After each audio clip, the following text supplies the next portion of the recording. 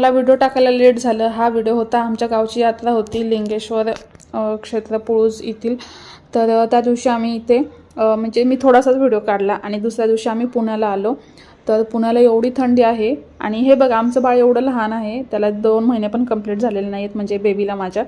तर बघा किती खेळणे आणि हे आता ती काय खेळणार आहे का असो। तर पुण्याला एवढी थंडी आहे, प्रचंड थंडी आहे बापरे।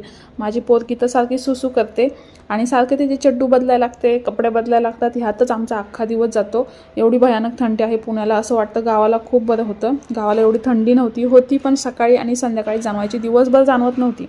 आणि माझे पप्पा बघा, माझे पप्पा माझ्या बाळाचा खूप लाड करतात, मस्त तिला घेऊन ना तिला मांडीची सवय लावली पप्पांनी, खूप लाड करतात तिचा ते।